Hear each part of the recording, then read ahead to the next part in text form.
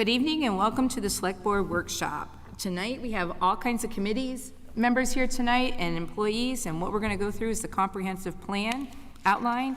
The first thing on the agenda is introduction, comprehensive plan committee activity summary. Okay, thank you, Teresa. My name is Kayla Gonzalez and I'm a co-chair of the Comprehensive Plan Committee. On behalf of our committee, I would like to thank the Select Board and town employees for taking time and agreeing to organize this workshop, as well as members of our other town committees and the public for attending. As you know, we have been working over the course of the last 2 years on this effort of updating the comprehensive plan from its previous 2004 version. The plan serves as a long-range guiding document that the Select Board and other town boards and committees, such as the Planning Board and Budget Finance Committee, and also town employees will use in future decision-making. Since the document compiles and utilizes current data on where we stand as a community and also collects and organizes feedback from the community on where they would like to see investments made and where we see ourselves in the future.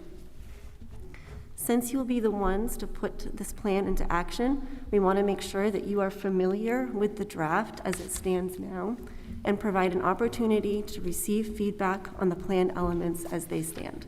Tonight, we will provide you with an overview on what we have been doing over these past 2 years since our first meeting in August of 2022 after being appointed by the Select Board in their June 2022 meeting.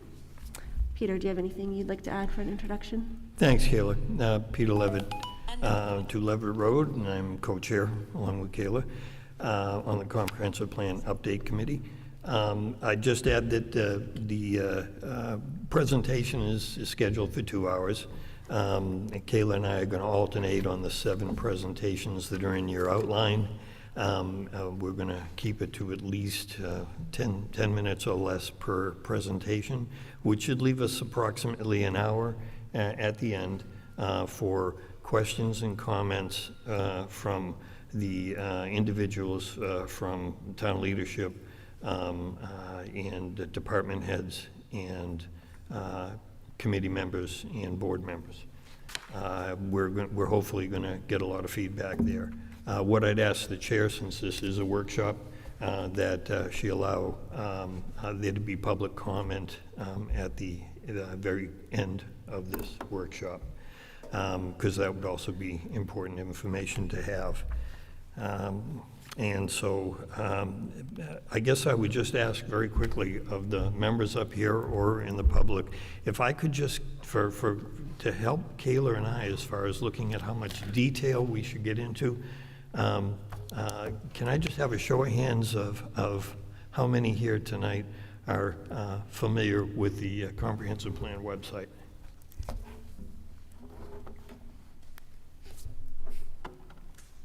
Good, thank you. All right, so that gives us some idea of the audience. And like I say, we can tailor our detail to that. So I'd turn it over to Kayla for the first presentation. The first thing in your packet here is just our activity over the past 2 years. So fortunately, we have not been poring over state checklists for 2 hours each month. As you can see in the provided timeline, we've had varied meetings, presentations, and even field trips. There have been 2 guided bus tours, first in October of 2022, and a second tour in April of 23. With the onset of fairer weather, a boat tour of the Raymond Cape. In between that, we welcomed North Star Planning to help us compile the plan and make sure that we meet all of the state requirements. Taking advantage of elections, we organized successful pom-pom surveys. With the help of North Star, there was also a community survey. We had the pleasure of several guest speakers, including Matt Marcotte with Loon Eco Trust, a state comprehensive plan reviewer, the Wyndham Economic Development Director, Tom Bartel, Sebago Lakes Chamber of Commerce, and lastly, a presentation on technology and fiber optic broadband. To help collect feedback from the community and also required by the state, we held 2 public workshops, the first in January of this year and the second in March.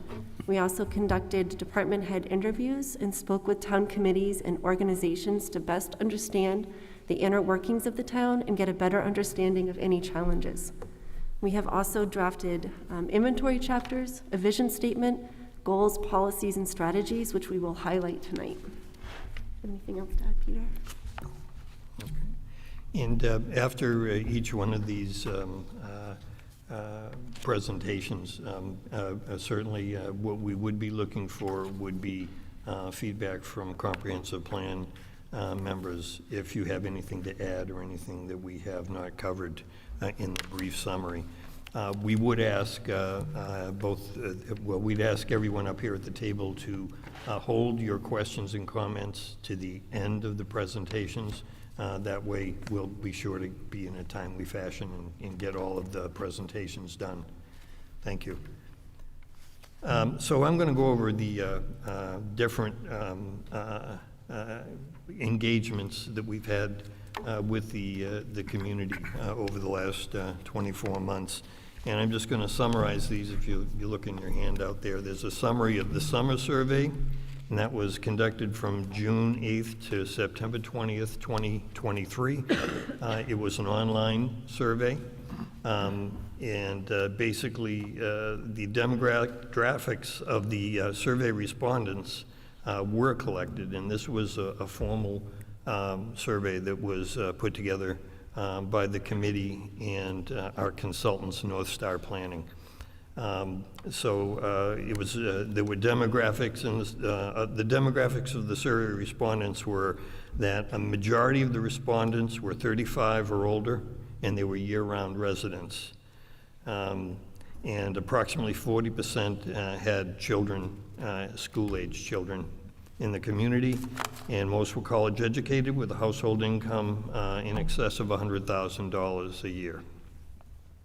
The top responses, and these are what I will encourage you to do, is if you haven't had an opportunity to look at any of these reports or surveys, they are all online, and they have nice color graphics, pie charts, and well-organized.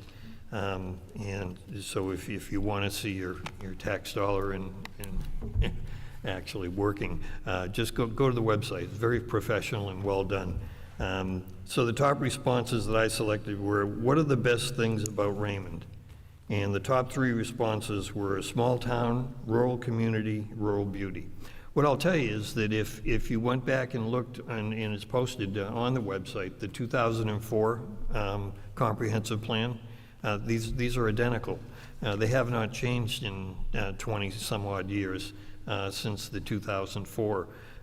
They're still the major issues that the town is engaged with.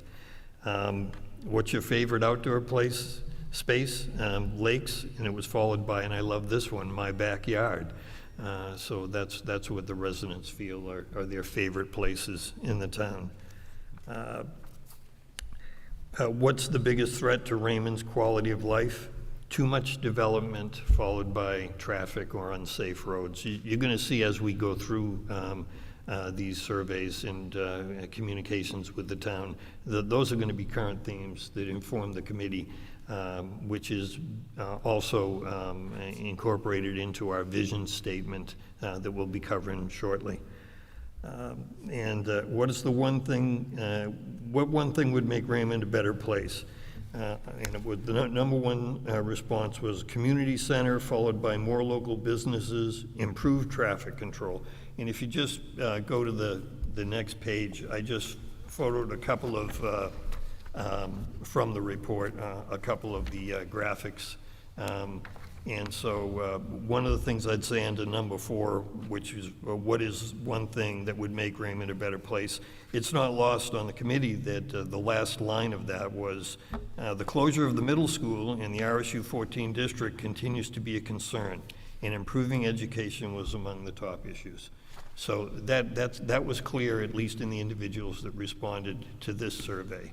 I say that only because it's something that might not have been well emphasized in the original draft of the plan, that certainly we were involved and are involved in asking the community about their satisfaction with the educational system as it stands today. I would tell you that being said, we are kind of at a loss as to how you would go forward with necessarily changing that, other than continuing to survey the community, poll the community as to the aspects of the public education and the RSU. So that was something that I felt needed to be highlighted here. What is Raymond known for? Landlocked salmon, I guess. Okay, we kind of advertised that, so that's what we're known for. And the next graphic was one that when we were reviewing the draft of the plan and we were reviewing this, there was some concerns on the part of the committee with exactly how this was presented. And I would tell you that it's one of the edits that was presented was particularly mine. And it was because I had gotten feedback from people in the public that had actually responded to the survey. And as we discussed it the beginning of this month, as far as our first review of the draft plan, this is what came up as a discussion with this graphic and these numbers.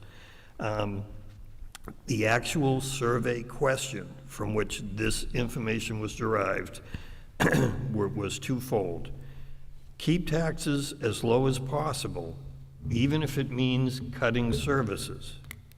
And the second option, or the option of that, was invest more in services like recreation, libraries, and infrastructure, even if taxes go up. And in review of this question, the survey question, and the feedback that I was getting from the public, some of the public, was the fact that actually there needed to be 4 questions here. So it should have been, the first one should have been keep taxes as low as possible, period. Keep taxes as low as possible, even if it means cutting services. That'd be the second question. The third question would be invest more in services, period. Or invest more in services, even if taxes go up. So we really didn't capture all of those opinions in those questions. And I'm sure everyone in this room is aware of the fact that as far as surveys are concerned, it is challenging to get the wording correct. It can be challenging to get the wording on a warrant correct.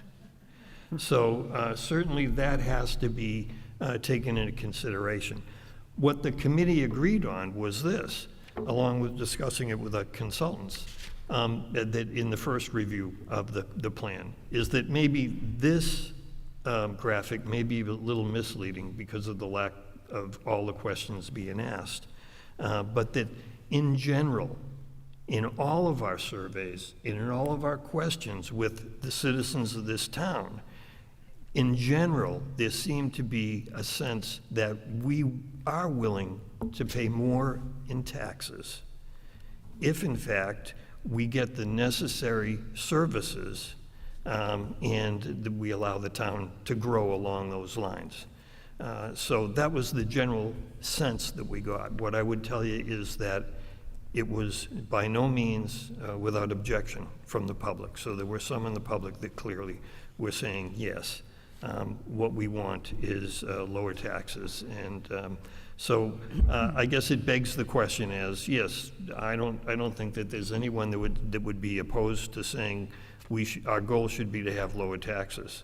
I believe what the committee's sense was is that, as an example, in the 2024-25 FY budget, the number one goal was maintaining or lowering the tax rate.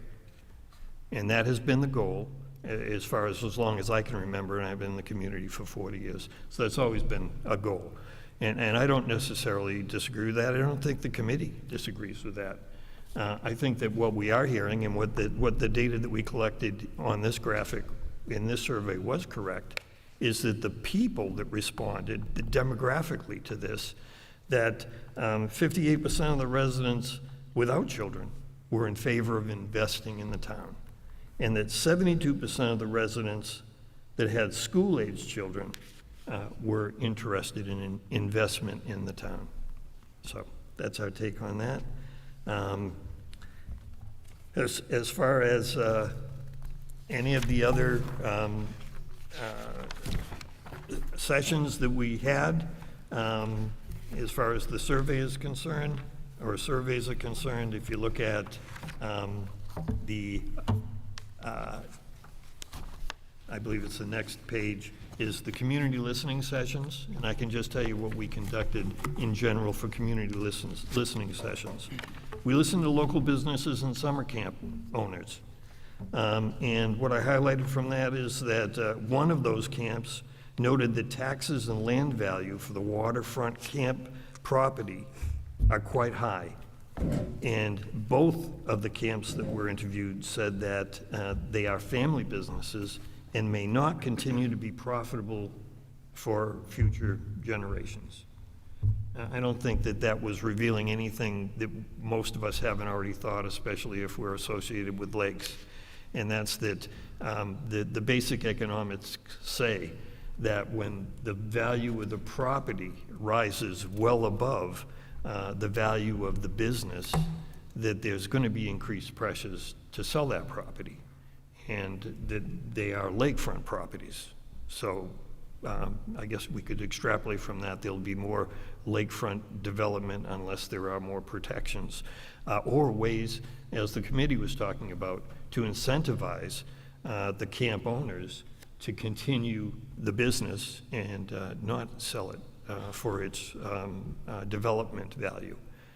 Some of the things we talked about were tax incentives, other programs that the town could possibly develop to support the owners of those camps, such that they would be able to sustain the business and not turn them into developments.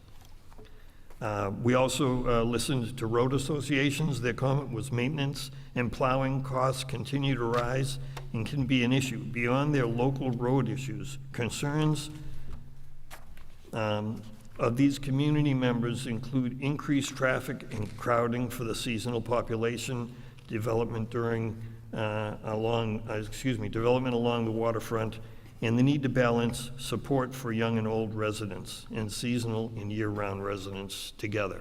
So once again, another common theme that we found in all of our surveys, in all of our polls, and in all of our interviews was the fact that as far as the roads are concerned, whether they be local roads or association roads, need to be maintained, and is there some way that the municipality can help out in any way? We interviewed lake associations. Their comments were, concerns include maintaining high water quality, beauty, and a small town atmosphere as Raymond continues to grow, including through better zoning ordinances and enforcement of shoreland regulations. I think this town has just recently gone through a rather protracted period where we were successful in enforcing our shoreland ordinances. The sense that I get from the community is that they want that to continue. And what that is going to mean going forward is that there's going to have to be, I would believe, increased support for our code enforcement to be able to handle these issues as development continues along the shorefront. As far as the rest of the community listening sessions, it was community organizations, and they see opportunities for Raymond to continue working on regional partnerships for broadband, economic development, and community programs. School issue, I mentioned this before as far as the school issue is concerned. And I'd add the last one we had as far as a listening session was at Jordan Bay Place.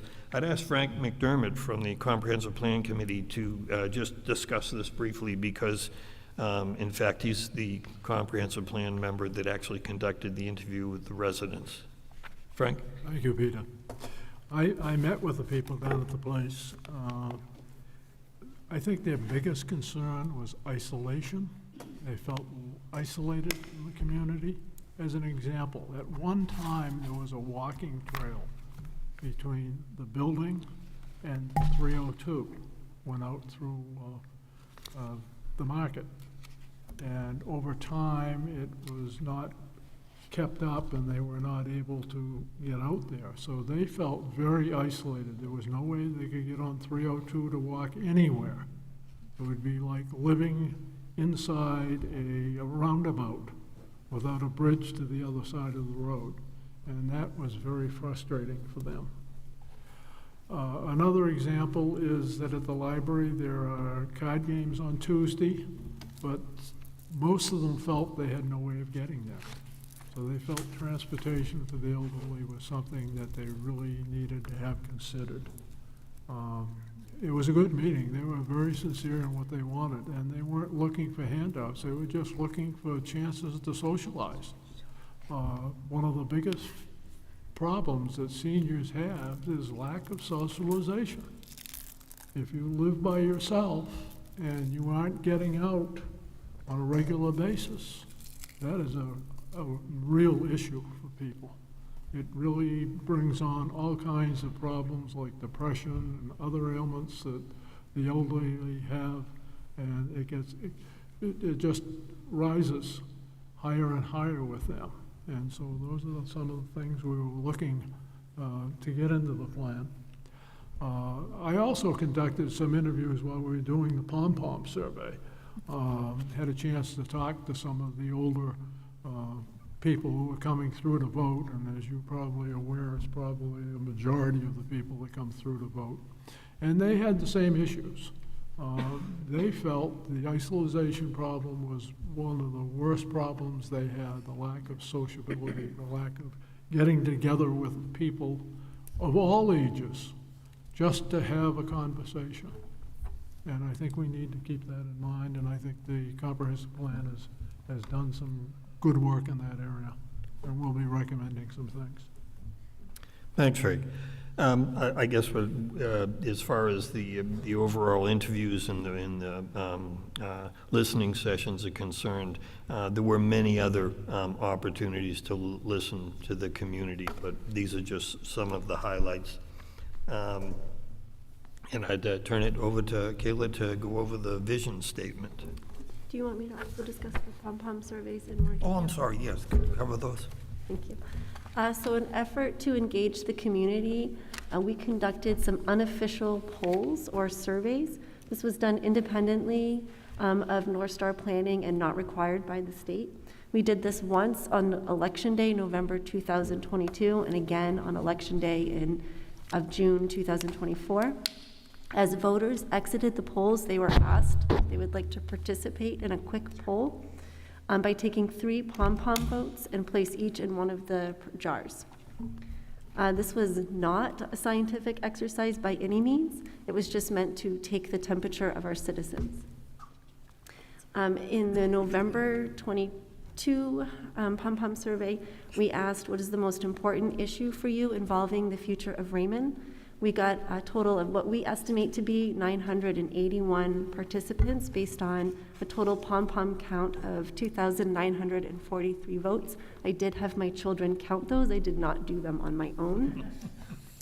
Natural resources was the most important issue, I think, as we all can imagine.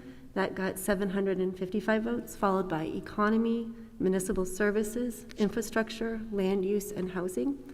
In June 24, we asked the question, what would you like to see the Jordan Small Middle School be used as when the facility is returned to the town?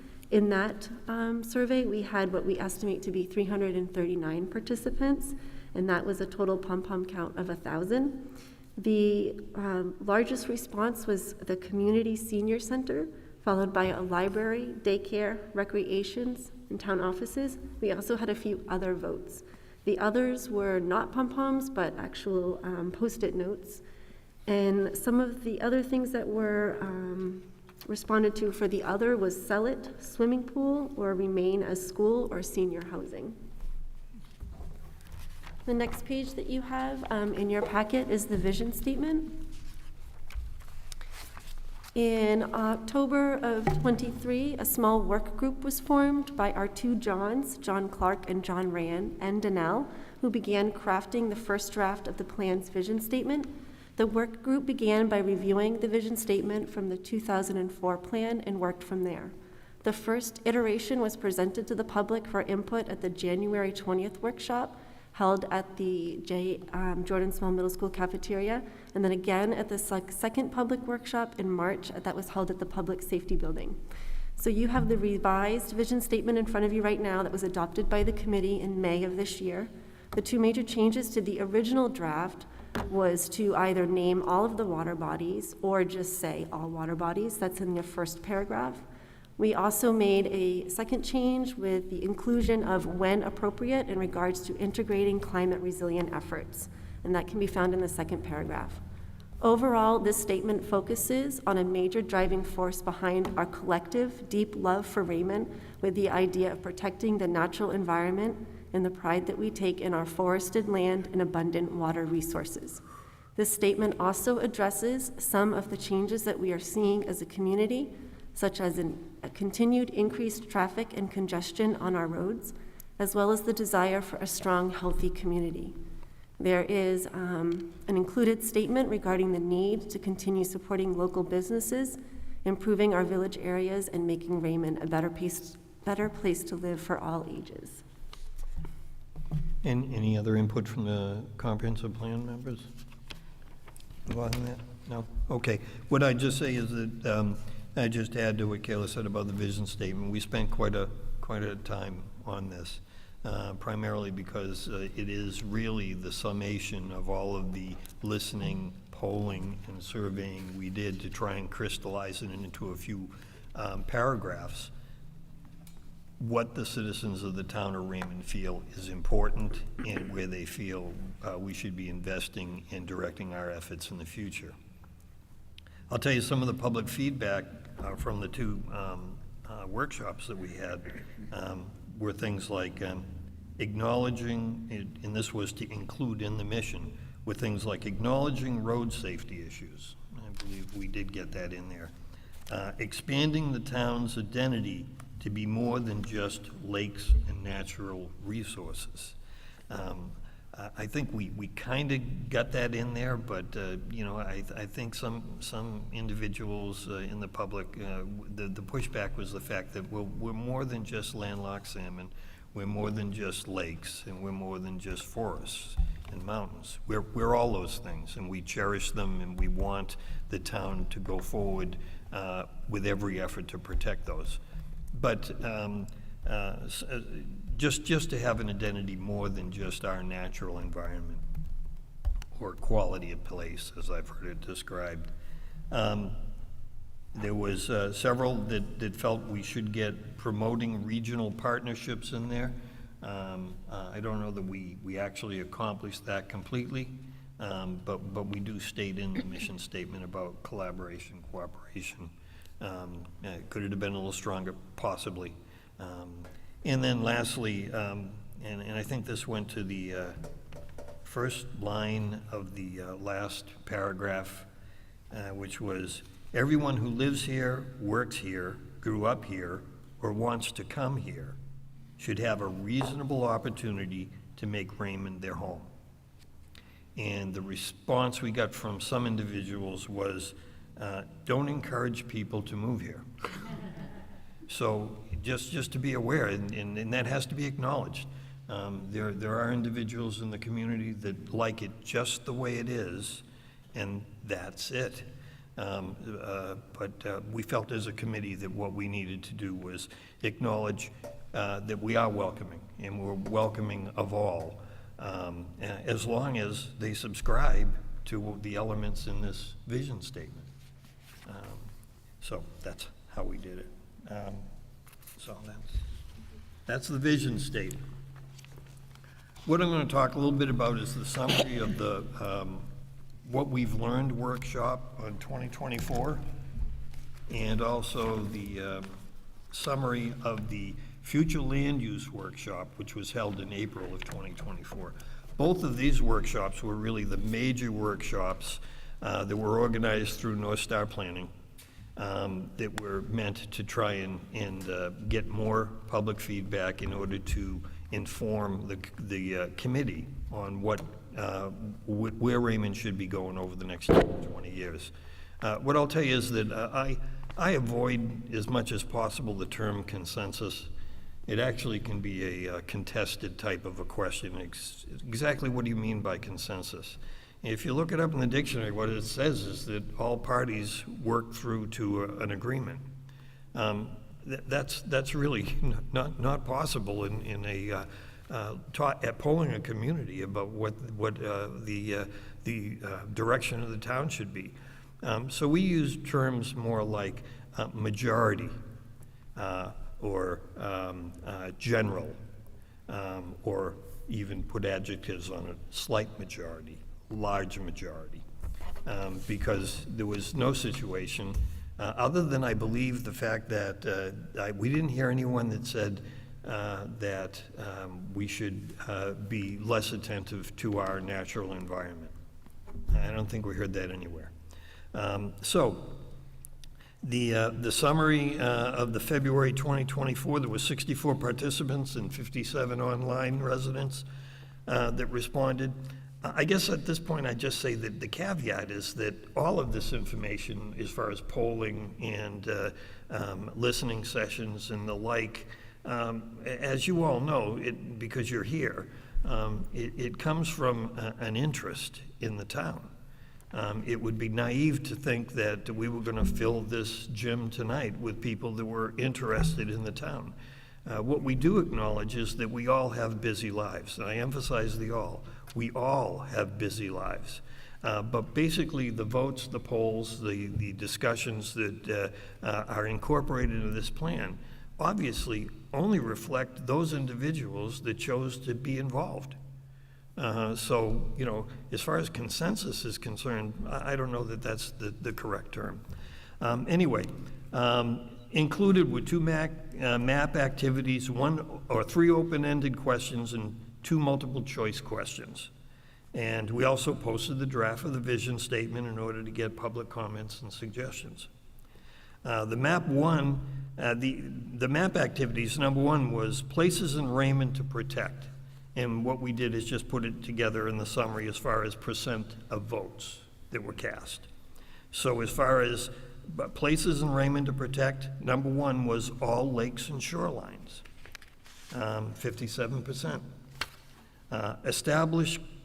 Established conservation areas got 28% of the vote. Undeveloped land got 13% of the vote, and 2% was other.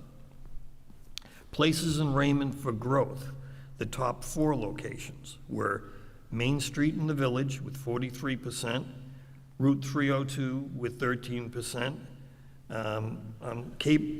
Raymond Cape Road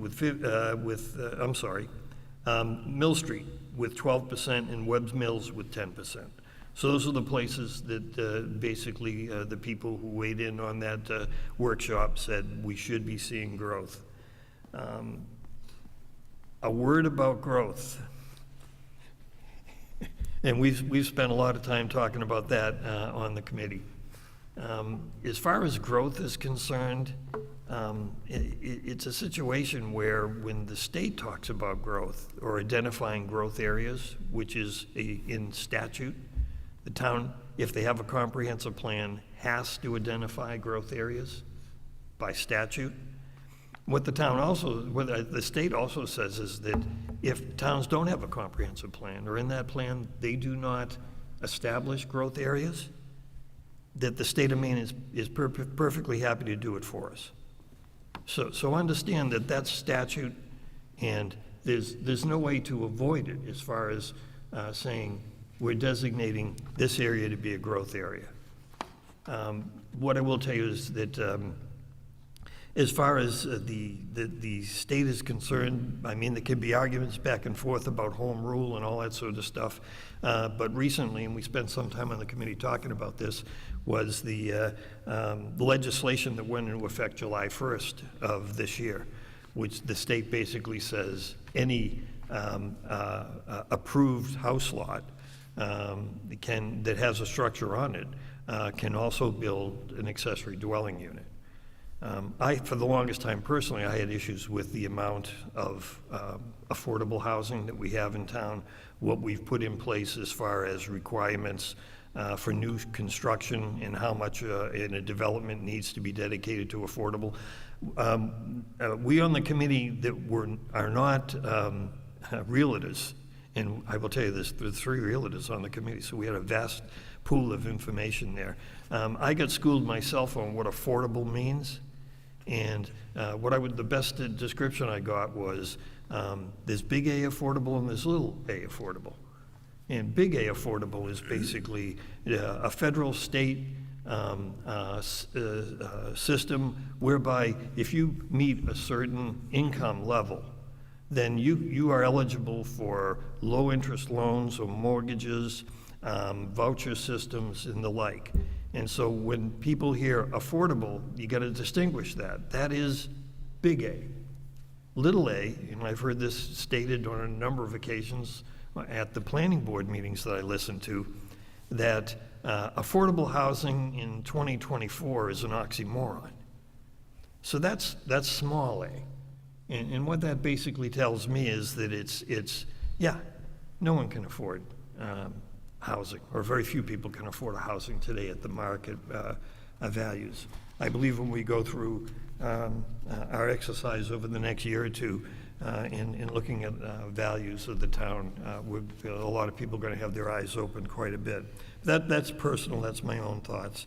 What I'll tell you is that if we look at the next page, which is the Raymond Comprehensive Plan fact sheet, this was put together by North Star, and it was presented at the February 24 workshop on what we've learned. I just made a couple of interesting notes as far as this handout is concerned. I found it very informative. We handed it out to citizens, and it's information that we've gotten. And so it gave us population, median age, median income. What I would tell you is that in 2022, the area median household income to afford a house in Cumberland County is $106,225. So that's the area median household income. And the median income in Raymond is $80,982. So to say that most of us could afford to buy a house comparable to the one we're in right now, the chances are slim that we can do that. That's just the reality of the market. But that's small A affordability, and it shouldn't be confused with the large A affordability. I also highlighted that we have one senior housing complex in town, and that senior housing complex was actually one of our, I guess, bright notes in the 2004 comprehensive plan, because they had just constructed that. So we at least had something to say like, well, we just constructed 20 units of senior housing in Raymond.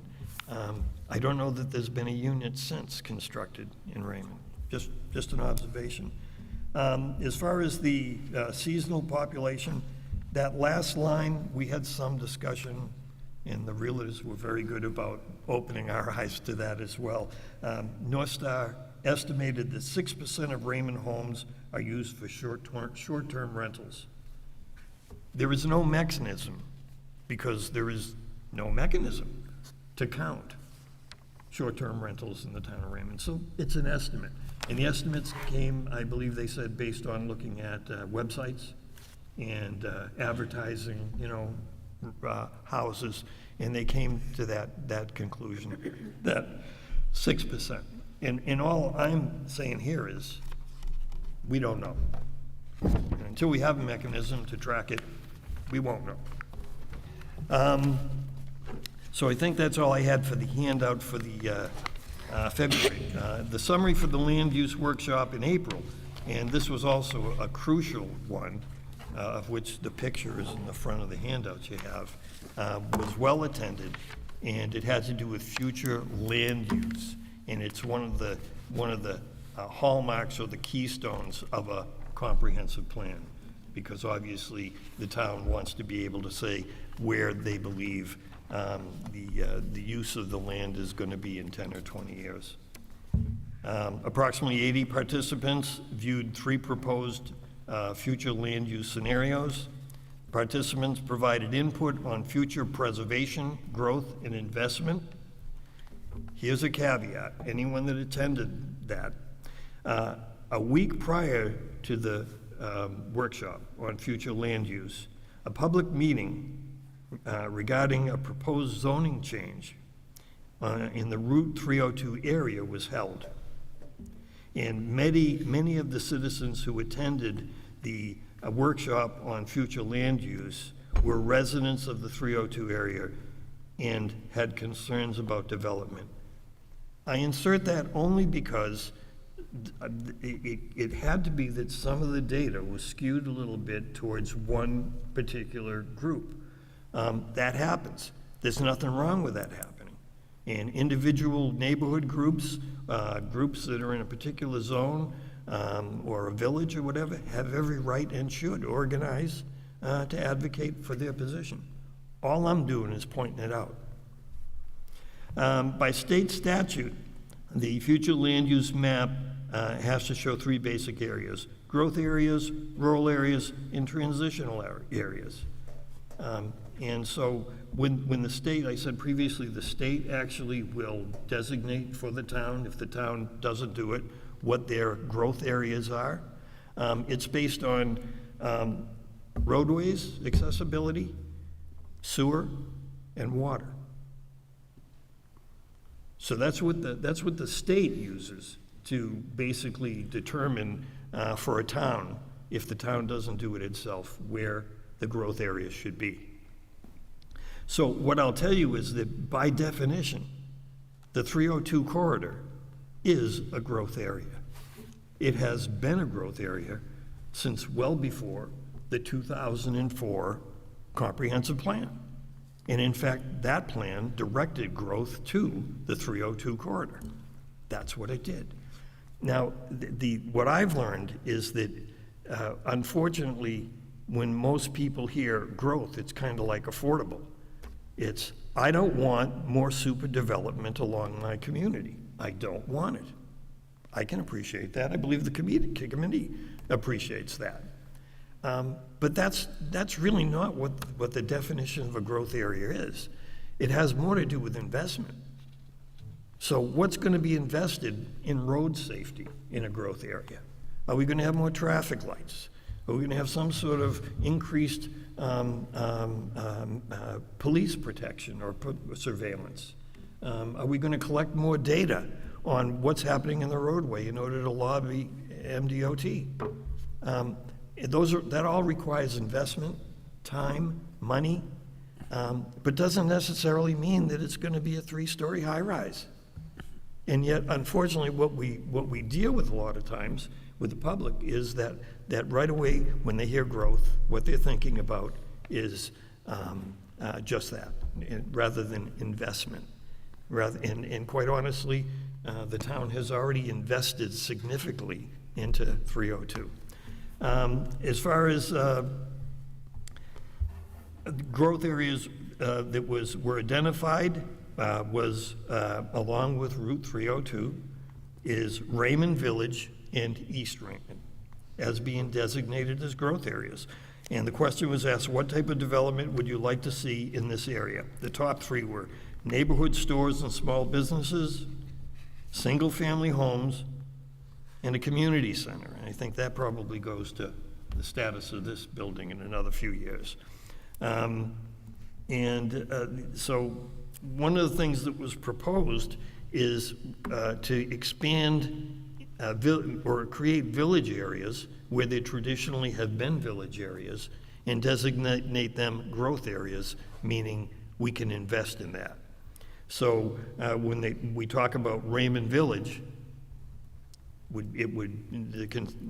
general feeling was that, yeah, that needs investment. And in order to get investment, the best thing to do would be to designate it as a growth area.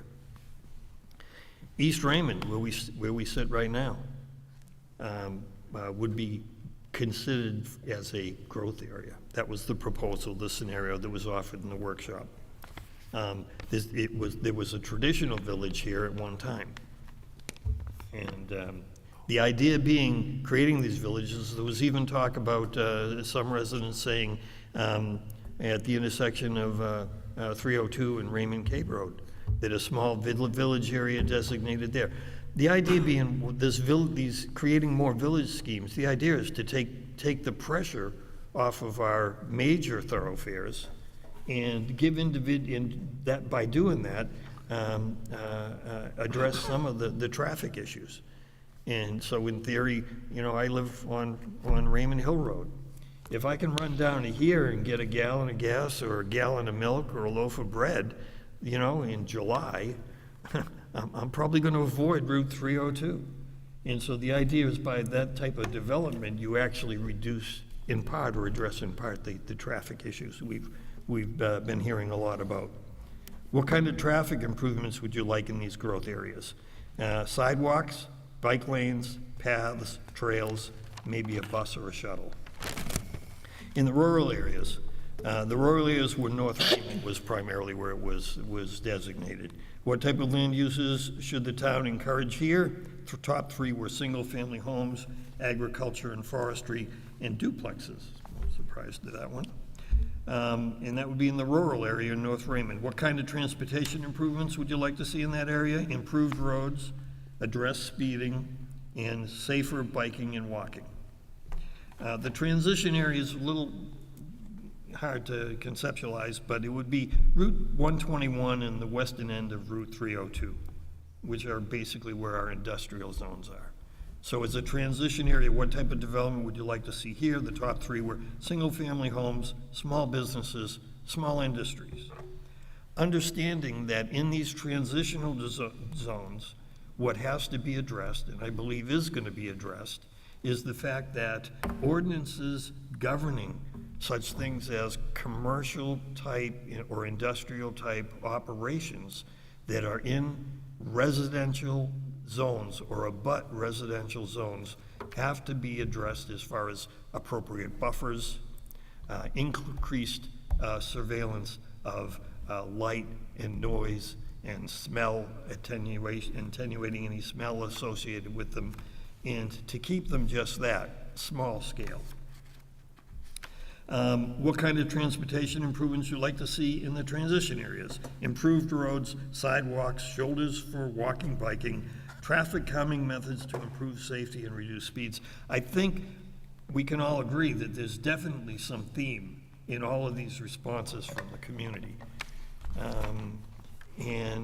So what I did include in this is a map in your handout, and what it shows is future land use, and it shows the Route 302 growth area, which is in red, which is a little hard to see because it's buried in the orange.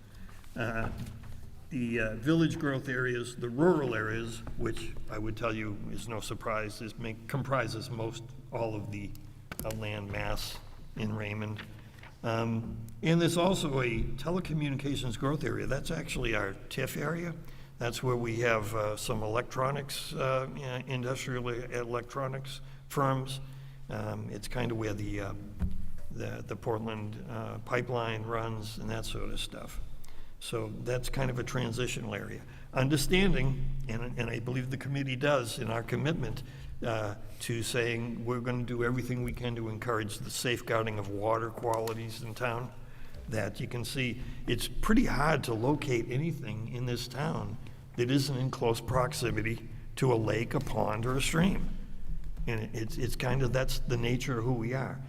We have to have safeguards in there, but at the same time, I believe the committee is committed to the fact that we can't control growth, we can only manage it. So with that, let me turn it over to Kayla. Thank you, Peter. Next, I'm just going to go over the plan chapters, which is inventory and analysis of existing conditions. The state requires the comprehensive plan to include chapters regarding the current state of Raymond. These cover history, demographics, natural resources, recreation, and local economy, and current maps. These are not available yet for your viewing, so I will pull out a few of the highlights. They are still in draft form. And I'm going to start with the population and demographics of Raymond. So Raymond experienced a boom in population between 1960 and the year 2000. While still on the rise, growth now is occurring at a much slower pace.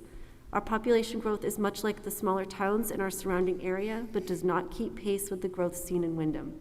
As most of you know already, Raymond is aging as fewer people and families are moving to Raymond, and we are also well aware that during summer months, our population swells.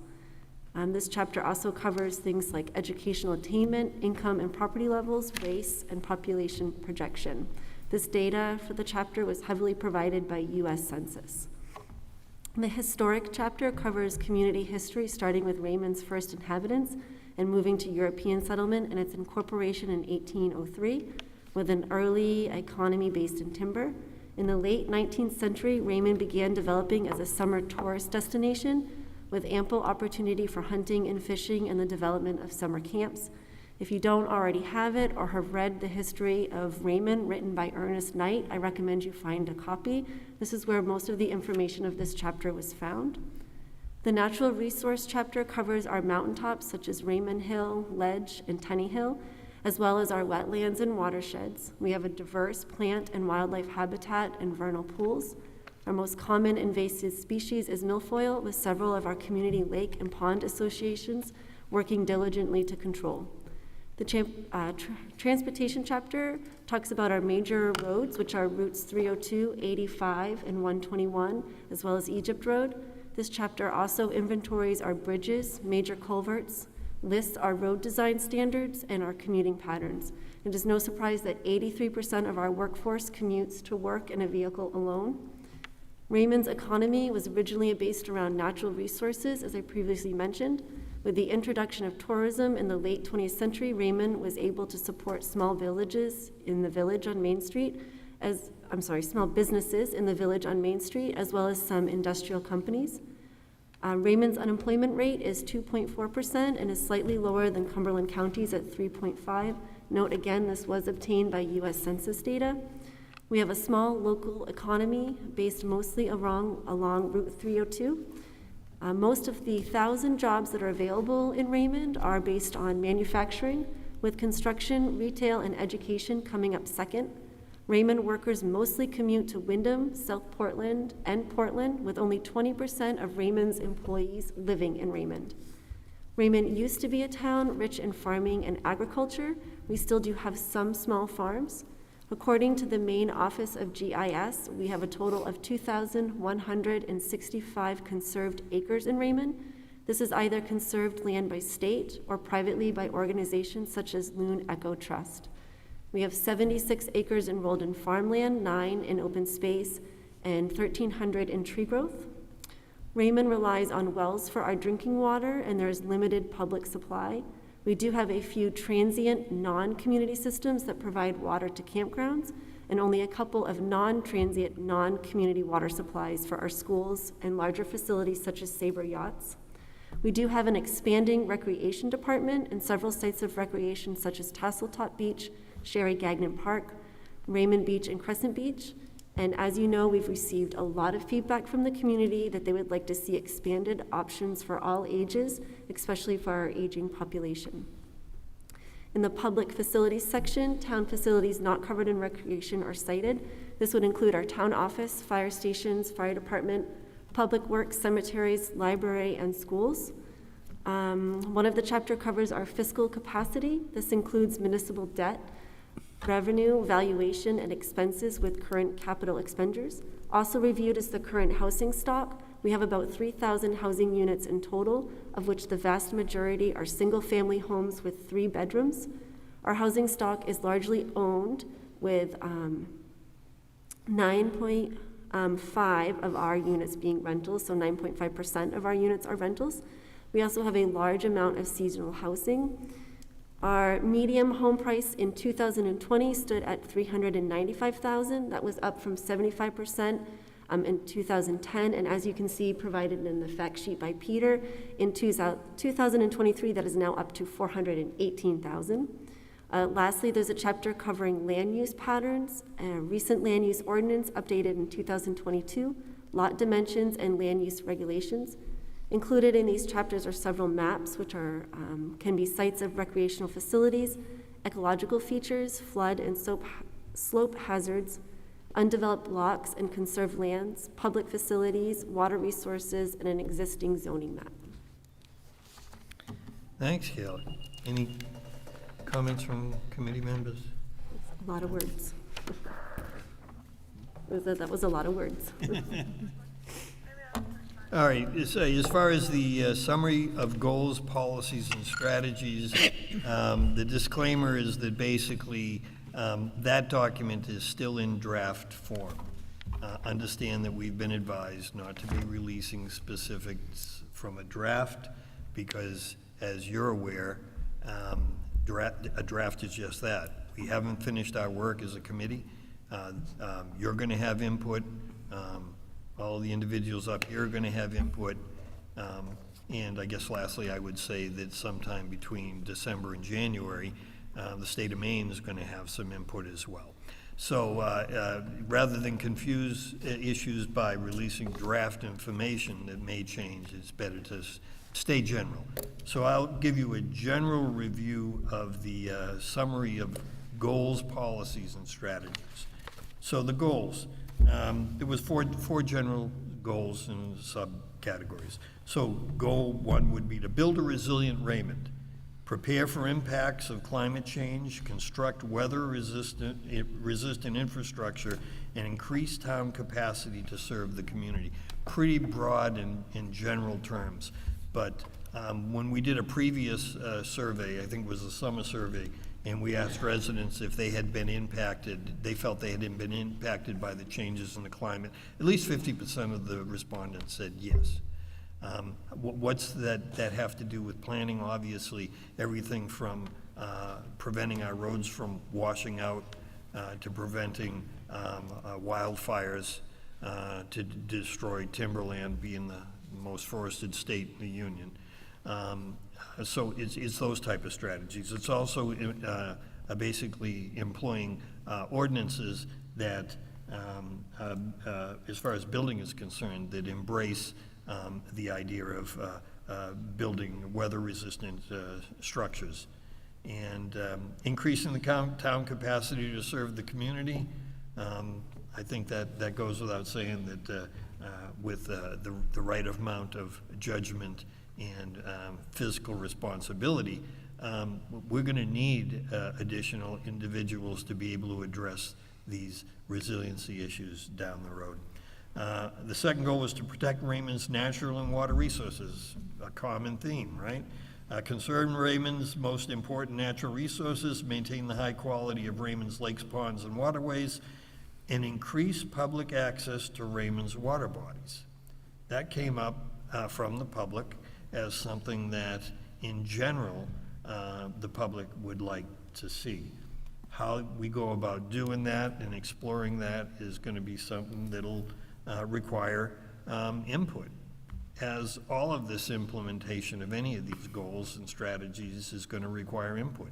It's going to require input from the population of Raymond at large, input from the town leadership, input from department heads, and hopefully input from both private and municipal ad hoc committees that are developed to address these challenges.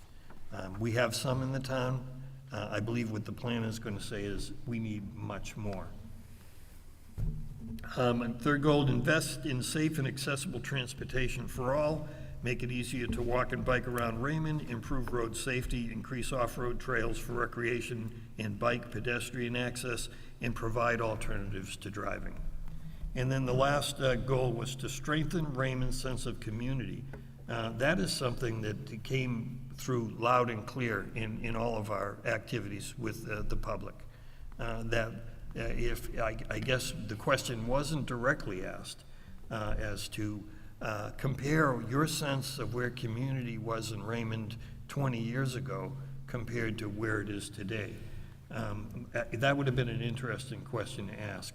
What is brought up consistently is that there seems to be a lack of a sense of community, which I believe is why the response has been so strong for community centers, senior centers, recreation, meeting places, developing small village scenarios where people can congregate in a green space or a park or sidewalks to allow them to get there. So this was a current theme that we had across the board right from the beginning, right up to date.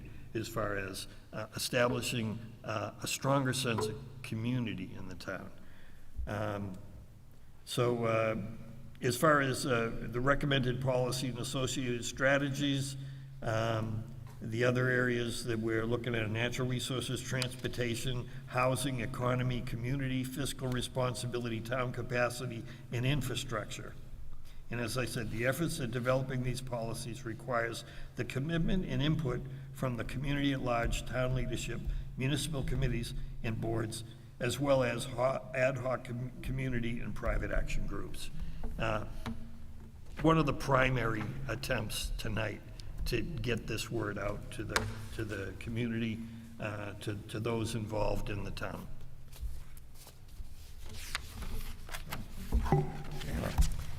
Sure, so I'm just going to talk a little bit now about next steps in the implementation of the plan. So we are winding down. We will be reviewing the second draft of the plan at our upcoming September meeting. This part of the entire plan covers Raymond today, Raymond tomorrow, and the future land use plan. We will also be reviewing the first draft of the goals, policies, and action matrix. This matrix lists a goal with corresponding policies and action items, just as Peter was just describing.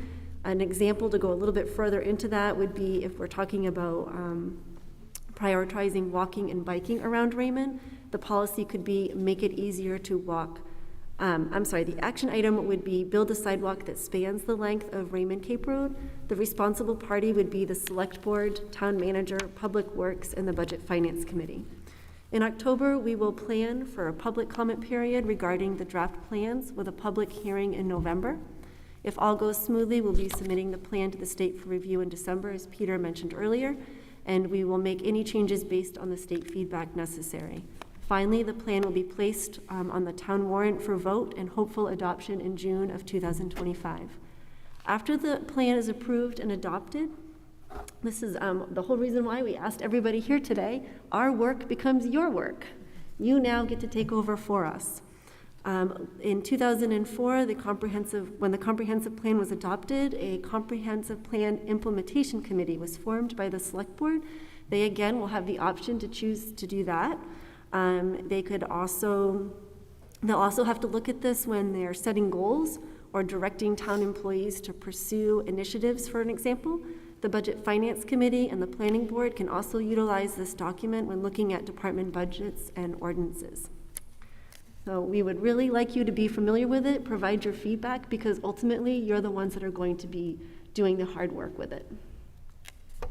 Any other? Thank you. So that kind of concludes our presentation, and boy, 65 minutes, that's what we planned. I would then, at this point, open it up to questions from anyone up here, department heads or leadership or committee members as Peter, questions. there's one thing I do want to ask. I'm noticing that we are the only ones that have copies of this. Can we send copies to all board members? Is that okay to do? Because I guess the people that couldn't be here tonight, I would love for them to get this. Or is this on the website? No, that's my creation. I've got extra copies here, and certainly you're free to make as many copies as you want. Okay. No, I'd send a text to Sue to say, is there any, to have Mel, can we send it to other board members? I know of other people that could not be here tonight. Sure. I guess one comment I would make, and this shouldn't be taken the wrong way, but I'd say 80% of the information that's in the handout that you have is on the website. Okay. It's just, you put it together very well. Thanks. Yeah, organized, both of you guys. Thank you. All right. Any questions for these guys? I have a question. No surprise. Under top response, in one sentence it says too much development. That's a concern, a threat. In the very next line, it says they want to a community center followed by more local businesses. So I'm kind of curious what the difference is with how you interpreted too much development. They talking homes or, you know, as far as, it's kind of ironic, it follows, one goes to the next. Yeah, all data collection is kind of ironic in some senses. So we want it all, but we don't want to pay for it all. Or we want to be a welcoming community, but we don't want to build more homes. I think that's sort of the key to all data. And I would say that when we talk about growth, people do not, in general, we get a sense from our community, do not want more homes. They don't want more people. They don't want more cars on the road. But they want us to grow our community. I would say that would be the gist of what we've collected from data. So we wouldn't have to drive to Wyndham? Yes. Okay. Yeah. I think the idea that if we had a little bit more to offer in our village areas or along our small stretch of 302, we wouldn't have to drive into Wyndham or go to Gray. Okay, that makes sense. Thank you. Yeah, Dennis, just to build on that a little bit, the bottom line is that we got loud and clear the message from the community, from our efforts, a phrase that seemed to echo again and again, which is, we don't want to become Wyndham. I mean, that came through loud and clear. Interestingly enough, almost as many respondents and people would say, one of the things I like about Raymond is it's a rural community in close access to shopping and to the coast and to the mountains and all that sort of stuff. So once again, it's kind of like the survey question of a community and asking, do you want higher taxes? No, I don't. Okay, ask the next question. Do you want increased and improved services? Yes, we do. And I got to tell you, it's kind of, okay, that's a challenge. I think no matter where you go, if you ask that question, do you want your town to be further developed? The answer is no to begin with. It's a knee-jerk reaction. What you need to do then is to sit down and discuss what we mean by growth and get them to buy into a growth plan. But I think the reactions of the vast majority of people, when you ask them, what would you like to have happen in your town, is nothing. We don't want to grow. We don't want any more houses. We don't want any more people. Well, my suggestion would be then, I understand if someone wants another restaurant or another small deli or something, maybe a bowling alley for the kids, but when you get around to finalizing, I think that would be nice to clarify the difference when I was wondering what one group was saying, followed by the next. And by the way, I know how much time you put in. I followed a lot of the meetings, and I want to thank all of you. Had a great committee, some really dedicated people involved. So from my perspective, one of the best committees I've seen. So thank you for all your time. Thanks. One of the things that is an issue in town is, I guess, that last mile for the elderly. And it's something that they could not get down to the bus when they went to go, but if we were to hire a driver possibly in town to drive around to pick people up to bring them to certain nights, they could call in and say, yes, I want to go to this event, or like at the library or the rec or whatever, that we can get them there. So it may be worth checking into hiring a driver to get people to where they need to be, or a supermarket run, or that type of thing. I think what I'd say is, and kind of dovetailing off of what Dennis was asking and what Kayla said, which is kind of what is the perception of growth versus development. I believe what we heard from the community as far as endorsing the small villages in 2 or 3 other locations in town, that obviously there would have to be very clear ordinances, direction from the town as far as what we want. What this is a village. We want the flavor to be that of a New England village.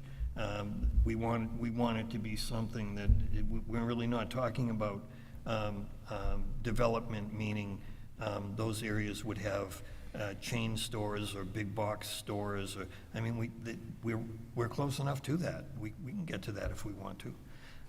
So I think that was the sense as far as the looking at the future land use and developing villages. I guess I'd also say that as far as where the community seems to be wanting us to go, in this whole scheme of things is to say, well, all of these things you propose cost money. And so what was coming through from the consultants and from the interviews was that the town really needs to explore other ways of creating revenue. And I know the town has done that, and recently they've done a lot of it, especially through recreation and the like. But what I'm hearing is more in the way of pursuing grants. And I'll tell you, it's wasn't a unanimous feeling on the committee that that's something we should be doing. And it certainly is not lost on all of us that federal, state grants, well, where does that money come from? Well, it comes from us. That's where the money comes from. But the fact that developing other revenue streams, we had a significant discussion about the pros and cons of, I guess for lack of a better term, user fees. And that was raised to the selectmen, but at that time they chose not to want to look at those things. Our experience has been that user fees, the approach is one where it's you approach it with a scalpel and not a meat cleaver. So you have very specific earmarked funds that are going to be funded by development at a fee. And the argument being that that's going to drive up the cost of affordable housing. Well, yes, it will. Housing is more expensive. And my sense is that housing will come down and won't be as expensive in another few years. But is it ever going to come down to where it was before? No, it's not. We pay $30,000 for a car now. I get a heck of a lot more of a car for $30,000 than I got 20 years ago. But that's one of the reasons why it costs $30,000. But the argument being that it's a situation where user fees are somehow a penalty on the home buyer ultimately needs to be explored, because the attitude is pro and con. I wouldn't say it's really split anywhere, but really right up the middle. I would also say that we've talked about our open space fund. And should we be purchasing more open space land in order to go in line with the community forest and Morgan Meadows and the like? Maybe what it would be suggested is that the town looks at several consulting services, and I'm not endorsing any one North Star or whatever, but I'd say possibly with the growth and the way we're going, what we need is more professional input as far as planning is concerned. And that, we have great representation at the planning board and in consultation with Sebago Technics. But I believe Sebago Technics would be the first to admit, but we're not really municipal planners. And I'm not saying we have to go out and hire all of these people, but I'm saying that a professional grant writing firm or a professional consultant on municipal planning might be something to explore to address some of these issues. Once again, all of it takes money. And I believe that before you can even start talking about that, you have to be fiscally responsible, and you have to have the committees and boards in town all on the same page and working towards the same goal. Other questions? Yeah. For the June 2024 election, Frank and I were surveying people with the Pom survey about what this school should go back to or what it should be used for. And we talked about community service, senior center, recreation, library, town office, daycare, and then, of course, other. This building's big enough to do all those things. And that's one of the beautiful things about Raymond is that this town is big enough to do a lot of things. So to kind of box us into just having one option, I think this comprehensive plan has kind of opened our eyes that we can do many different things in this town and still have a rural feel, but still provide the services that our growing town needs. The other thing that we talked about, not so much, well, a little bit in here, but also at our comprehensive plan meetings, is safety. The speeding on these roads is atrocious. Main Street is a drag strip. Egypt Road is terrible. And so is Webb's Mills, and I'm sure we could put whatever road you live on and talk about that, but one of the things we said was, hey, maybe we lower the speed limit, but of course that's not, and it's being ignored now. We talked about actually having a police presence that we could possibly hire that will help us with the speeding, number one, and the safety issues. Main Street has a sidewalk, and I still get a little nervous walking down it when somebody's flying down there. For someone to jump that curb and hit me is not out of the question. So we talk about safety, maybe a little bit of income with a police presence, and that will actually help slow the traffic down on these roads.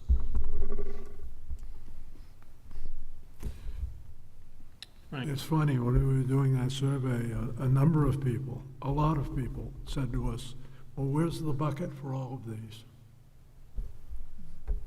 A lot of people didn't know that the school was even going to be lost. That was That was a shock. interesting. Yeah. how many people came through and didn't know they were losing the middle school? They said, what school? I said, the one you're standing in right now.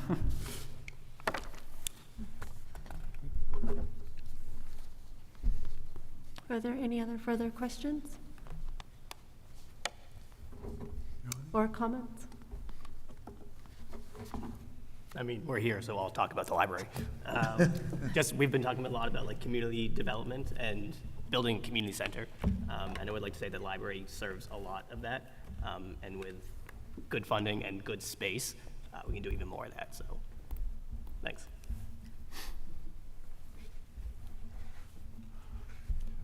That was an interesting response we got, because there were a number of people who would say, well, I don't want to lose our quaint library. It is. My answer to them is, you ought to get down there on Tuesday morning when people are playing cards, or call to make a reservation to go to one of the programs and be told, well, we're 20 over already and we aren't taking any more reservations for these things. Yes, on Tuesday mornings, you'll regularly see people walk in and just walk out because you can't find a spot to stay. So, same with story times.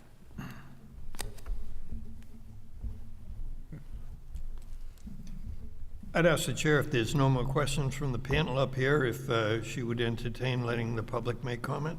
Oh, gosh, yeah, this is just an open workshop, so anybody wants to talk, go ahead. Anybody? Go, Jim.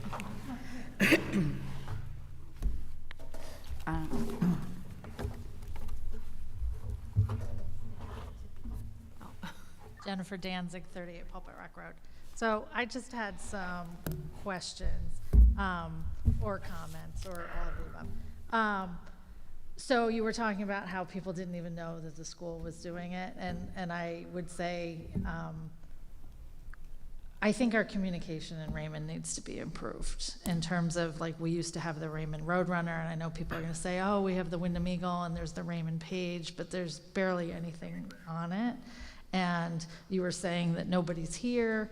It's August, it's back to school, it's last school vacation. I think there are a lot of people who care about things, but as you said, they're busy and they don't have the time, and they may not be aware of, like, what's happening or the importance of it at the time.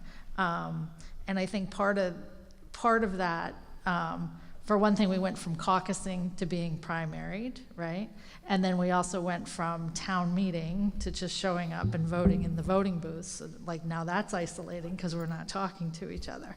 So I just want to throw that out about, as we move forward with anything, I think the communication of getting the word out to people, like, this is what's happening in Raymond, this is what's going on, the school is this, and we have options to do that. And because even voting, I mean, you saw me, I was here with my flyers, and people just blow past you. They don't want to stop, they don't want to be involved, they don't want to ask to be signing petitions, they don't want to do that. But they do care about their town, and they do care about what's going on. I'm a scout mom, so I have 3 Eagle Scouts, 2 boys and a girl. When they let the girls in, she became an Eagle Scout. And we stayed involved in Scouts, supporting them. And we're even seeing that, Raymond lost its Cub Scout, troop in this past year. We still have our Boy Scout troop. We lost our girl Boy Scout troop. The 2 girls that were in it went on to be Eagles, and nobody joined after that. And the fact that we have Camp Hines here, you know, and like it's the heart of Boy Scouts, that's kind of sad. So I don't know what that's about, and I don't know if that's busy families, there's too many activities to juggle, if communication isn't, recruitment isn't. These are just things that I'm aware of, that I'm just bringing up, these little things in terms of communication. Just because I really care about Raymond too, but again, with those 3 kids, now they're teenagers, I have more free time. I had less free time when they were littles, so I couldn't be as involved. I was involved in the PTA, but maybe not involved in town. And I've said this before at various meetings that y'all have seen me too.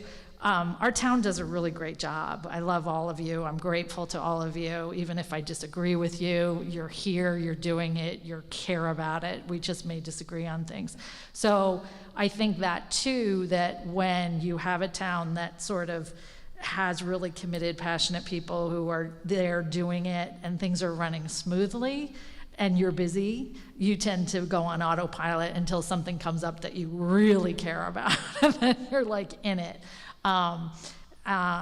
And like I said, something brought me back into it, and I'm at a place in my life now that I can do it, and now that I'm sort of engaged, it's like, yeah, it's time to get back involved in Raymond. So you will see me at the polls in November, not handing out flowers. I volunteered to man the polls for Mel, so I'll be there to help out. I had a question in terms of, I don't know what user fees are. Are we talking about residents in the town of Raymond, or are we talking about,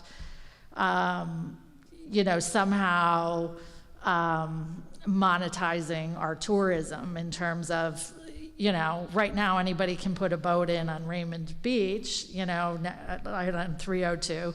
There was a time when I thought when you redid the parking lot, you were going to try and charge people, but then there wasn't enough room in the parking lot and people were parking on 302, and then they were just like, well, I'm not paying, so I'll drive to the other end of Sebago and put in there.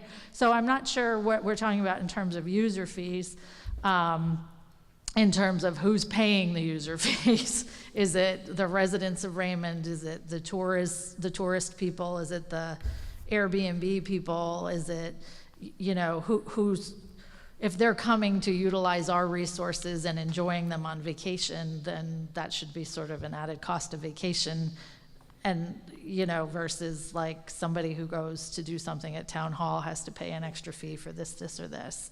To the chairperson, I know that this isn't a back and forth, this is. Oh, no, yes. No, please, Ann. Yeah, But because it's a just- workshop. okay. Just as a point of clarification. Yeah. The user fees I was talking about are commonly referred to as impact fees, and they would be paid by the developer.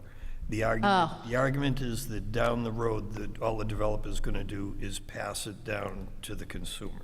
Sure, I could see that too, yeah. As an accountant, I can see how that goes.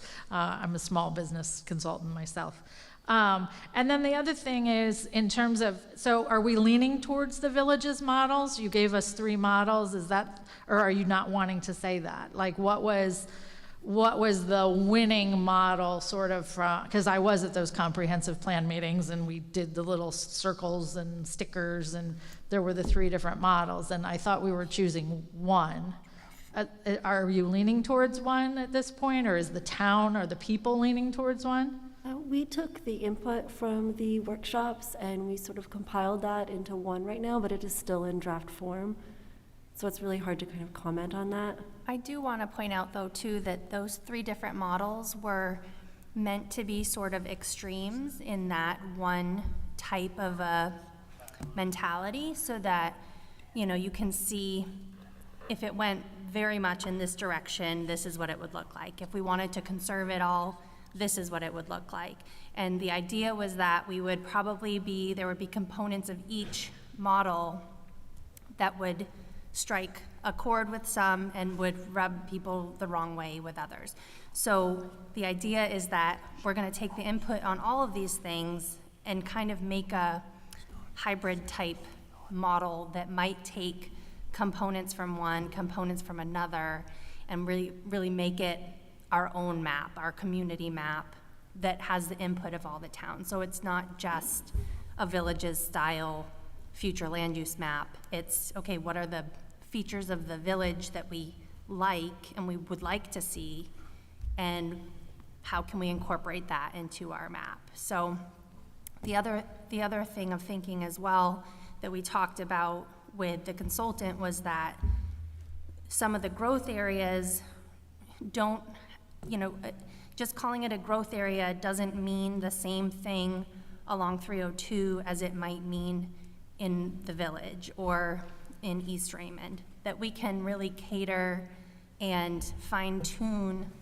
what that particular growth area might look like. What are the things that we would want to see in that particular growth area? So whether it's improvements to traffic and street and safety, or is it we want to see more community centers, we want to see more small businesses, more sidewalks. It will differ depending on what part of town you're looking at. Okay, thank you for that. And then my other question is, so in implementing this plan, I am hearing, Peter, that this is state law, and obviously we would rather have control of our own destiny here in Raymond than have the state come in and tell us what to do. So thank you all for, being so thorough and recognizing the character of our community. I guess my question with respect to implementation is that you can designate these things as growth areas, but if this is privately owned land, how are you changing the character? Are we talking eminent domain now to say like, okay, well, so-and-so owns 20 acres on Main Street or behind Main Street, there's all this, and we want to do a village format, so we need those 20 acres to build this stuff in there. So I guess that would be my question, is how does this get implemented if it's all privately owned? Or are we looking at things that are, publicly owned by Raymond, or how is that working? I think this goes back to the definition of growth areas and what we mean by that. So if we're talking about growth in the village area, we might just mean better sidewalks or a sidewalk that continues all the way through. There was recent sidewalk done on Main Street, and I think some of that was not taken by eminent domain, but we bought portions of people's yards to construct that. But that was done obviously with their consent. And Sure. as a consensus. So I think we're not talking about eminent domain here. We're just talking about growth in a way that makes sense and that is feasible to do. And it would be mostly town property or donated land, or working with other conservation organizations to obtain land that we can conserve and grow our conserved land. That could also be considered growing. Sure. So I guess what I was sort of thinking as we were talking in the villages, right? Peter made the example of like, I live out here and it'd be really great to have a grocery store here instead of going there. I totally agree. I think that too. But how do we get that grocery store here? And we did have a grocery store in Raymond, right? And it went under. So like, how do we bring these small businesses back to grow our community in a way, as we said, that helps the rural feel of the town, but provides the community and the character that we all moved here for, 26, 30 years ago. I've been here now, I guess. And, preserve it for the aging populations as well as the young families coming in. Like we said, we want it to be all things to all people, which I think in some respects we can if we stay true to who we are, and in other respects we can't. And I guess I would use the example that I got from Jeff and Alyssa Messer when we were doing the whole commercial solar in the rural residential and shoreland zones, and it was like, everybody wants solar, everybody wants da-da-da-da-da, but sometimes you have to look at your community and see what your community's about, right? Like, we wouldn't put the Oxford Speedway here in Raymond because we're not set up to do that, right? Like, we don't have that kind of land because we have all the lakes. So like that works for them because they have that kind of space. It doesn't work for us. Similarly, like we couldn't be the Cumberland County Fair because we don't have that. So we sort of look at who is Raymond, what do we have, what are our resources, And how do we grow within that to maintain the character of Raymond without turning into Wyndham or turning into Gray or New Gloucester or whatever? Because I think a lot of us did come to Raymond I commuted to Portland, which was easy for me. I was a Jersey girl and commuted to New York City, so I was willing to live out here and commute. And I did like the rural feel because I could go to the big box stores in Wyndham, but I don't want them here in Raymond because I can drive 15 minutes to them. And then also the aesthetic, right? Like, we all love Wyndham because it has everything, but it's really ugly. Whereas I see my brother who's in Connecticut, so he's Avon, Connecticut, which is outside of Hartford, Simsbury, and they have these beautiful malls of character. So it would be like our Wyndham, but everything would look the same, like uniform. It'd be really cute. And you might have a grocery store in there along with a Dick's Sporting Goods, but the building is the same. So it looks really cute and quaint and has that feel to it. So I think as we're looking at growing As far as your question about funding, I think it goes back to what the community was informing the committee, which is that basically the town needs to look at other sources of revenue. Sure. And that we do not pursue enough in the way of state and federal grants. If I'm not mistaken, half of the sidewalk that was installed on Main Street was through state grant monies. So the bottom line is are there opportunities out there other than mill rates that are necessary to finance growth? And as Kayla said, it's with growth, what we hope the community understands is we're talking about improvements and investment, not necessarily big development. Right, like those apartment buildings in Wyndham right there, and that are like, no, there's 3 more next to Domino's, right? And then I guess to speak to that, I will say my husband works in the field of mental health and substance abuse, and the state of Maine has a huge grant from the opioid settlement money. Now, it's not specific, but if you're talking about doing a community center, I wonder if there's some leeway to get funding for that, because a community center, right, keeps kids off the street, keeps them off drugs, creates community. There might be some creativity there to access some of that money. I won't say that there is, I would tell you that the consultants provided 2 pages at the end of the goals and strategies of options of Good. different agencies, federal and state, that provide grants to communities. That's great. I would like to just, I'm sorry, real quickly, just speak to your question regarding how do we go about this and how does this happen? That's done usually through zoning and ordinances. So if you want to create more of an inviting environment for businesses or small businesses, you do that through zoning and through ordinances. If you want your businesses to look a certain way, you create an ordinance that says you can open a business here, but it has to look this way. It has to fit in with our standards. Okay, Thank that's you, helpful. Kayla. I was going to address that, but I couldn't get anybody's attention, and I wasn't sure how to address your question. Sure. But she's right. The comprehensive plan is a plan that is used as a tool for our planning board, if they're creating ordinances, to as a guide as to what the town is looking to do. To keep the integrity of the town, we will look to the comprehensive plan for addressing ordinances for growth, like in the village residential area. If we want to add a use, like a grocery store, or something that fits that comprehensive plan by the goals and by the surveys that we've done, that information will be looked at when we go to the planning board. Or if it's a selectman, another ordinance that goes through the select board, same thing. We're supposed to use the comprehensive plan as a guide. So it would be for zoning changes, for ordinance changes, maybe even design guidelines that you were talking about in Connecticut or some towns like Cape Cod. Every house looks the same. I don't think that's what Raymond is looking for, but if we have design guidelines that say we want to colonial look in the Village Residential District. We build houses with gables and clapboard siding and signs that look appropriate. We have some design guidelines now that are guidelines, but they're not mandated. Some towns have those design guidelines as required when they go to the planning board.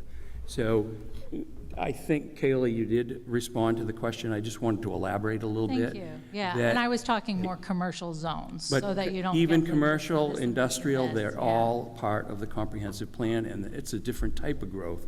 So if we were looking at the industrial zone and we have a communication place like Dielectric or somebody that makes towers or diodes or whatever, we may decide that's a good appropriate use for Raymond. Maybe growing commercial marijuana grow that's 10,000 square feet may be something that we don't want. But these guidelines will guide us. So that's what I wanted to add. Thank you. Yeah, But and yeah, I was if- speaking more commercial in terms of the look, so that we don't look hodgepodgey like Wyndham, that this looks Well, like this. that would and be this- design guidelines. Yeah, okay. And if I was to just build on what Chris was saying, absolutely, a comprehensive plan is a guide to the next 10 to 20 years, directed by the citizens. What needs to be said, however, is this. Although the comprehensive plan approved by the state for a municipality has no statutory power, we can't make people or agencies conform to the comprehensive plan. However, if you have a comprehensive plan, it's in the eyes of the state, it forms the legal underpinning of every ordinance and land use that we write. So as an example, the state and Superior Court's very clear. You're going to lose in court if what the town does or allows to have happen is contrary to your comprehensive plan. They cannot be in conflict. Otherwise, when you go to court, the town loses. The state's going to say, no, you have a comprehensive plan. That's what you've said, set as the vision going forward. And no town authority can change that without being in violation of that. And that makes the town more exposed legally. And I do remember you saying that at one of the meetings, and that was some of the issues that we were running up against with our own ordinance, was there was a lot of conflicting ordinances with respect to, not only to each other, but with respect to the comprehensive plan. So It's why that's- it's imperative that Our at this boards point follow going the forward, all plan. committees and all boards are on the same page, are communicating Right. with each other, so that in fact, they're basically limiting our liabilities and basically moving towards one point. And then the last comment that I'll make, because there are other people that may want to talk, but if I'm the only one, then that's fine too, was you were talking about the summer camps and, wanting to keep those businesses and wanting to support them. And I would agree that from the standpoint that we have certain lakefront that is protected like that, to have that then turn over and become, like the next McMansion on the lake would be heartsick to see these traditional places go under. But that being said, I wonder if there are also, in the spirit of wanting to grow small business and keep Maine caring about our water and keep the character of the natural beauty, are there other businesses that we could support on the lakeside, whether it's canoe rentals or, this kind of rental or that, to capitalize on the fact that we are touristy, and whether we like it or not, they come, in the summer, and, utilizing, helping businesses support that also care about the character of the town and the natural resources and would help protect it. So I like that you want to explore that, and I certainly don't have the answers. I hope you all do. You're all pretty smart, and I'll continue to be involved and help wherever I can. And again, just want to thank everybody, and thanks for letting me listen. But the biggest takeaway that I could say as a citizen is just really the communication piece. It's just so important to engage and keep people aware of what's going on, because they will show up if they're aware and it's something that they care about. And I miss the Raymond Roadrunner terribly, because I remember that I could learn everything about Raymond, and every board said, this is going on, and that's going on, and this is happening at the library, and that's happening. And people aren't going to take the time to look at the website. We're just too busy. But if you got that, even if you got an emailed newsletter, maybe you'd read it, you know, instead of having to seek it out. Because that's a lovely character of Raymond and how we all communicated. And I'm a big library person. All three of my kids went to Story Hour. So whether it's there or somewhere else, we still love the library. We're going to support you, whether it's cute and quaint or whether it's in this building. So thank you so much to all of you. Appreciate it. I do just want to share too that one of the goals and strategies that we had discussed that you will probably see in the next draft of the plan was to, part of this effort to create a more involved community and more opportunities to connect was, the idea of having like a volunteer network in town that could bring people together for different opportunities to volunteer. So that's just one idea, but how to get involved. We did certainly have a lot of outreach efforts to try and get people involved in this process. And the initial survey that we conducted, we had to work really hard to get that 210 number of people to participate in that initial survey. We extended the amount of time that we had in order to try and really make a push to get people. So I think along the way, we've kind of snowballed a little bit in our involvement and getting more and more involvement from the community, but it was very difficult to try and get the word out, to reach people, between publishing, as you said, in the Wyndham Eagle and doing social media outreach with our various, between both the town and individuals.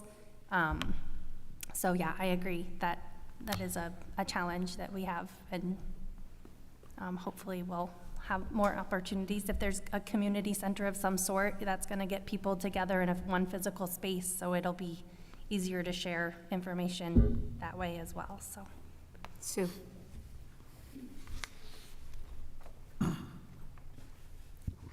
There you go. Sue Accardi, Deep Cove Road. I think Raymond our businesses have exploded in Raymond in terms of marinas. And I know we all realize that the whole 302 corridor is one big marina, and every lot that's empty is storing boats now. So, I mean, it is what it is, but I think that's sort of the business here. We do have a very popular kayak canoe rental place in Raymond, and I think they do real well. They're right there off near the lake. I was reading through the villages and all that, and it seemed like every village wanted a community center. And I think probably we're going to only have one community center in this town, I hope, which will be here. And the grocery stores, I think we would like a grocery store here, but I don't know whether it's doable in terms of, produce going bad before it's used. We had one before, and there was a reason why it closed. In the summer, it's wonderful because we have Chipman's and we have the Good Life Market, and certainly the dollar store has really, cranked it up. And you can get milk and eggs there and whatnot. So I feel like we're doing okay in that regard. We have 3 major liquor stores in town now. We're moving ahead in that realm, but I just hope that I'm looking at these villages, and everybody, like I said, wanted a community center in each. I'm just confused about some of that. So I'm hoping that this building, when it gets renovated in time, will service a lot, and it'll make a wonderful library. I just want to say one other thing. people are still, worried about losing this as a school. But I think this town, we have to realize that we are really fortunate in terms of getting a new middle school and not having to fund it ourselves. I mean, let's look at what's going on in Cape Elizabeth. Let's look at Scarborough, Cumberland. They're looking at $100 million to, build their new schools. And do we want to look at that because this was what we would be facing this in 10, 15 years in this school, a major renovation. So, I think we have to be practical about that in terms of where we want our monies to go.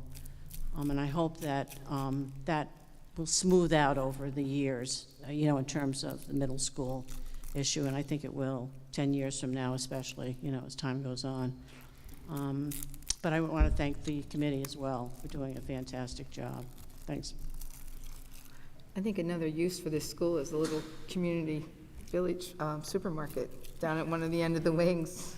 And they come to one of the things, get some milk, whatever, so. Yeah, they do, that's right. No, I hear you. Any other questions that anybody, go ahead. Thank you, I'll be brief. So Mike Richmond, Cedar Lane, also happen to be on the planning board. So thank you for all your work here, everybody. Interesting to hear the comments where people seem to say, townspeople seem to say, don't change a thing, right? We like it the way it is. But then we also feel reluctant sometimes, not only in my day job as well, of people, they don't like regulations. We don't like ordinances. We don't like people telling us what to do. I just like everybody here to keep in mind, since everybody's bashing poor Wyndham tonight, why does that look like that?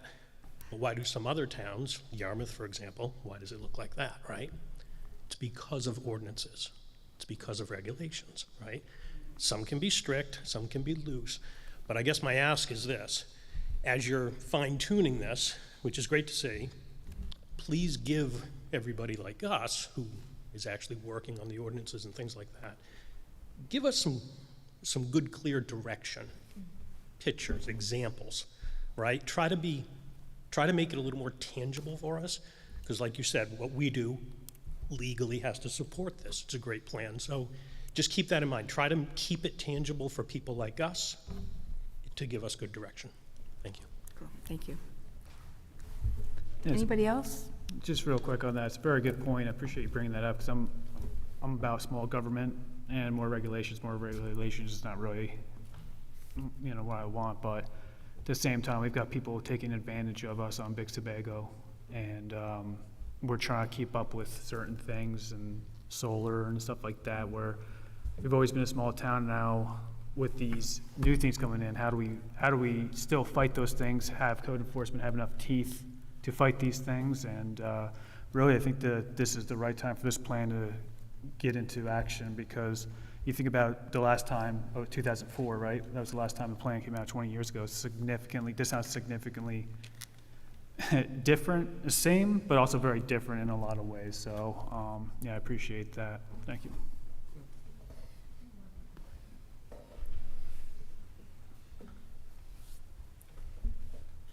Thank you. That reminded me, I had one last question. Peter, what is the difference between, what did you call it, an ADU and like an in-law apartment? Like what, I don't think I understand the difference between Yeah, I can explain that. I think Chris could explain Yeah, it as like, well. But I'd tell you that. If you want, I can handle that. Sure, I'd just say that. That'd be great, because like some people have in-law apartments, some people Yeah, have rental apartment, like what are I'd say they? discourage the term in-law apartment. Okay. That has a lot of legal implications that are not enforceable, and really, we called it that for a while. Right, Yeah. yeah. So an ADU is an accessory dwelling unit. Uh-huh. Recent legislation that was passed at the state, LD 2003, required communities to allow ADUs on any lot, like Peter talked about earlier. On a single-family lot, you can have an ADU. Raymond already had that. We've had that for many, many years. You could have an accessory dwelling unit up to 700 square feet. An ADU is an apartment. It can be detached or attached to a single-family dwelling, and it can be used for your parents or your relative, or because it's an accessory dwelling unit, it also can be used as a rental property. So it's a way to combat the issue of affordable housing. So for instance, you could have an ADU above a garage, you could have it attached to your house.